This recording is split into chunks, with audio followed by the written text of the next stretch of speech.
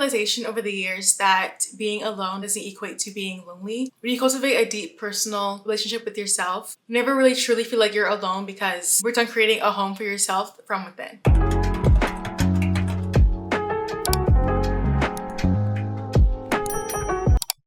Hey guys, welcome back to my channel. My name is Anissa if you're new here. In today's video, I'll be talking with you guys about how to enjoy your alone time, enjoying your solitude, just the overall benefits, what spending alone time can do for you overall. Now, without further ado, let's get right into today's video. So a little backstory about myself. I'm the youngest out of 4 children. I'm the only girl and I have 3 older brothers. And so with that, being the only girl in my family, I feel like I already kind of grew up just learning how to navigate life by myself. I pretty much grew up kind of moving around a little bit, so it was kind of hard for me to make friends, or like at least to keep friends for a long period of time because I was constantly moving and whatnot. So I feel like during those times I really learned from a young age how to really enjoy my solitude and enjoy my alone time, because what else was I supposed to do? Like, what else did I have, going on and whatnot? So I think it wasn't until high school to where I was finally settled down in a place and I started to compare myself to other people who had, bigger friend groups and they never spent time alone by themselves. There were people who were like always had things to do during the weekends and had like friends to hang out with. But I never really had that. So I feel like during my high school years is when I really felt a little bit insecure about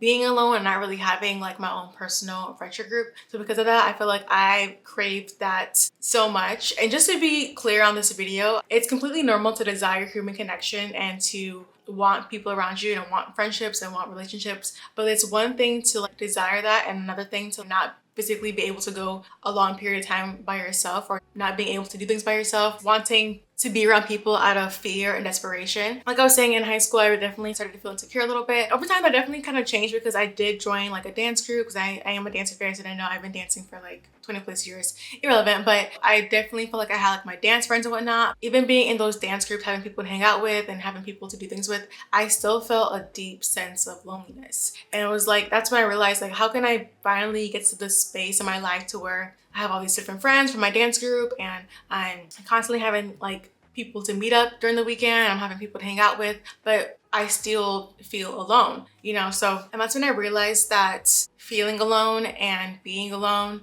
or just feeling lonely, is all just a perception of how we perceive being alone. And it wasn't until I got into college and I graduated and I really got into like my personal development journey and I was doing a lot more like self-care and self-help, things like that. That's where I really understood what it means to feel fulfilled and actually enjoy your alone time. Because during those years in high school, I feel like I was so busy distracting myself and getting external validation from different friends, or just feeling like I needed people around me to feel almost like worthy in a sense. I was so busy chasing external validation from other people, or just to distract myself from my own internal struggles and my own insecurities. And it wasn't until I really went within and went on my self-development journey and really had a deep understanding and relationship with myself and actually built that over time, that's when I truly stopped feeling like I was alone, because I feel like I was no longer running away from myself. And so when you pour into yourself and you take care of yourself and you actually understand who you are to your core, you never really feel like you're lonely or in bad company, because you created this space for yourself to really feel fulfilled, to where being with yourself is enough of a good company because you created this safe space within yourself. If you're someone who is struggling with enjoying your alone time, I definitely want to encourage you to figure out why you feel alone and just ask yourself questions like I did. Like I said, for me, it was really going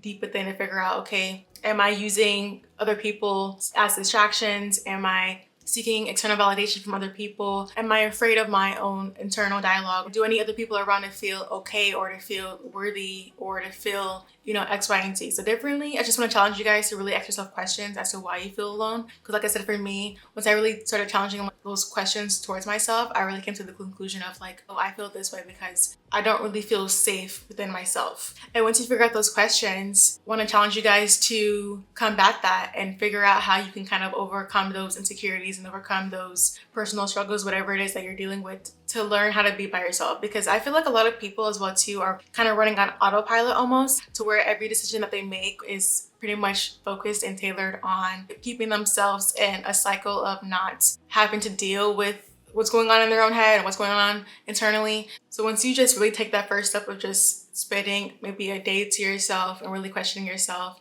it's definitely the best first step to overcoming your fear of being alone and learning how to enjoy your solitude as well. One benefit of learning how to enjoy your solitude is that you get to know yourself, right? So I feel like there's like a lot of outside noise when it comes to just the world in itself, and it's really hard to really understand and reflect on the things that you want for yourself and your own beliefs and your own morals and values. So once you really take that time to spend time with yourself, really get to hone in on those values for yourself and learn what it is that you believe for yourself, instead of like getting influenced by, you know, whether it's social media, whether it's your parents, family, friends, whatever. When you have that alone time with yourself, you're able to really sit down with yourself and ask those important questions as well too. It's also a really good time to do some shadow work to figure out, okay, like why do I have certain insecurities? I'm like, learn how you came to be who you are, like learn what breakup that you went to that was really, really hard, that really affected your life, is still affecting your life to this day. Learn about like what passions that you did as a child that you want to really bring back into today as well too. Like really just sit down with yourself and just learn just who you are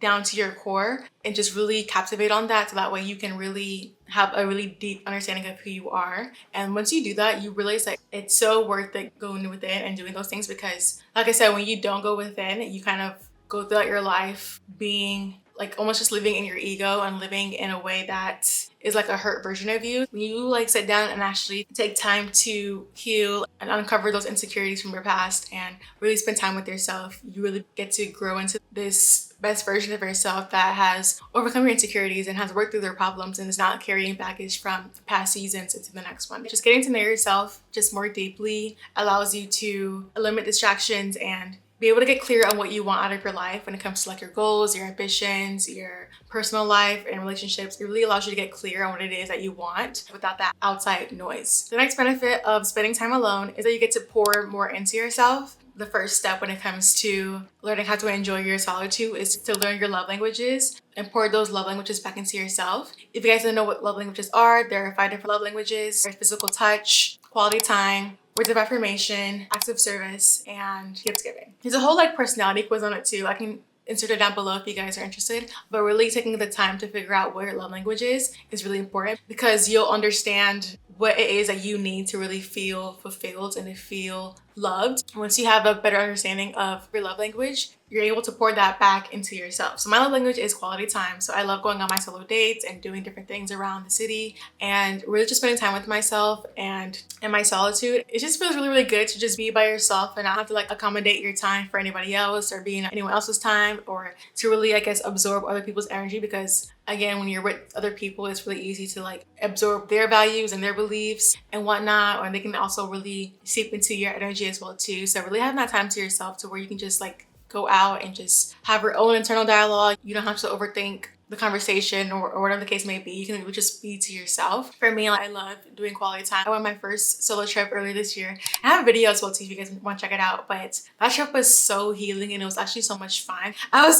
like going on the trip was kind of dangerous, because now I'm like on my trips to be solo from now on, because it just felt so good to just be by myself and be in my own time and getting to do what I want. Because when it comes to trips, obviously when you're with other people, it's kind of just like the natural thing to do is to be accommodating and do what other people want to do, because you're on a trip together. It's not just about you. But being on the trip by myself was like, wow, like I'm really on my own time. Like I can do whatever I want. I can see the city. I can eat the food that I want to eat. I can go to museums. I can go to you know, whatever. And I don't have to worry about anybody but myself. And it was amazing. So I just really felt like doing things like that for myself makes me fall even more in love with myself. And also it gives me opportunity to really pour into myself and fulfill those needs and fulfill those wants that I want for myself when it comes to just like being able to do what I love, just traveling and seeing the world and not really having to wait for anybody else. So figure out what hobbies that you enjoy to do now. I feel like the hardest part when it comes to doing things by yourself is just the first step. I promise you, once you just do it the first time, it becomes like second nature to you, because you're gonna realize how exhilarating it feels to just finally do things by yourself and actually just enjoy your time and not having to wait on anybody else. So think about some things that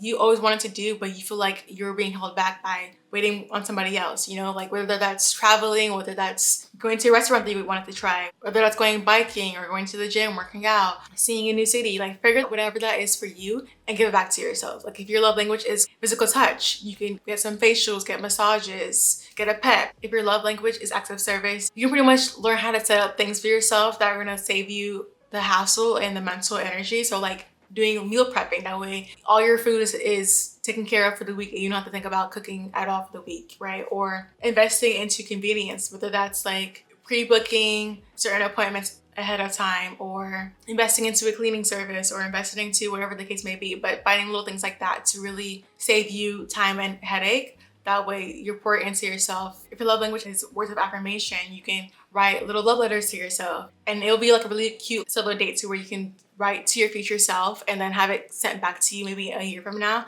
I did that once and I definitely like bawled just crying. Or reading affirmations, little things like that. So really figure out what it is that you want for yourself from other people and give that back to yourself. And I promise you, you'll feel just as fulfilled, if not even more fulfilled, doing it yourself versus waiting for other people. I think it's so important to just cherish your alone time, because some people might have aspirations to have a family one day or to have a partner one day. So having those desires means that you're in a season to where you may not be in a season of solitude forever. So it's like, really cherish this alone time, because you're gonna really wish you had that time before you got into maybe a marriage or had kids or had, you know, X, Y, and Z. So you're gonna like think about the time that you traveled the world, or you had like your first, you know, big girl apartment. So the little things like that, I feel like you're gonna really cherish and hold deep in your memory. Those were times that life was just about you and nobody else. And I feel like, again, like having that time for yourself is so important, because you get to just be selfish and just not have to worry about anything else except for you. And as time goes on, as life goes on, that may not look the same years from now. So just definitely just appreciate the season that you're in and really take pride in your solitude. I think another great benefit of being alone is that you get to grow your confidence in yourself, because you go out of your way to make sure that your needs are fulfilled when it comes to going after your dreams, going after your goals, and because you took the time to really understand who you are deeply and what you want for your life, and because you have more confidence in yourself, you get to this place to where you don't settle anymore for just the bare minimum, and just because you know deep down in yourself that you overcame this fear, which was being alone, right? You overcame that fear of, because you're going on solo dates, you're doing your own thing, you're going after your dreams and your goals. So it's like once you reach that confidence of being so self-assured, you no longer settle when it comes to bad relationships or when it comes to bad friendships or different career opportunities. Like, you know what your worth is and you're willing to stand on that because you took that time to cultivate a relationship with yourself as well too. I feel like a lot of people get into certain situations, certain careers and friendships and romantic partnerships out of the fear of being alone, and I feel like that kind of bleeds into, you know, having a scarcity mindset versus an abundant mindset. So when you're someone who has a scarcity mindset, it's so easy to get into situations that you're going to regret in the future because you didn't take the time to really understand and learn and fully love who you are right now to make better decisions for yourself. I really want to encourage you guys, no matter where you are in your life, whether you're in your 60s or you're someone young, just taking the time now to really learn and understand who you are is going to benefit you in all areas of your life. It's like an investment in yourself when it comes to just your dream life. And like I said, you don't ever want to be in a space to where you're going to regret because you settled in certain places out of fear. It's always better to just go within and do things out of love instead of fear. But that all starts with getting over that first fear, which is, you know, being alone and spending time alone. And also, I want to preference this by saying that, like, being alone isn't the catalyst or the bridge to something else. I think when it comes to being alone, it's all about just developing that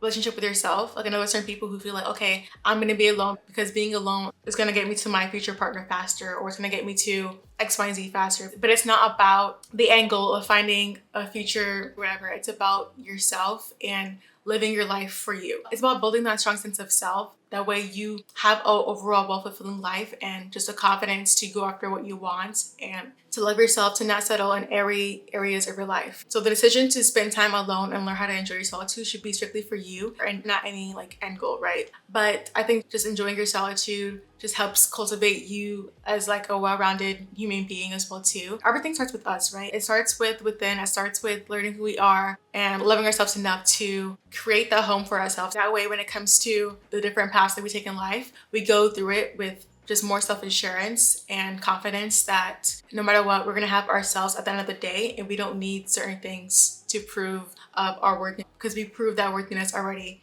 ourselves. But yeah, that is it for today's video. I hope you guys really enjoyed it. Don't forget to like, comment, and subscribe, and I'll see you guys for another video next week. Bye.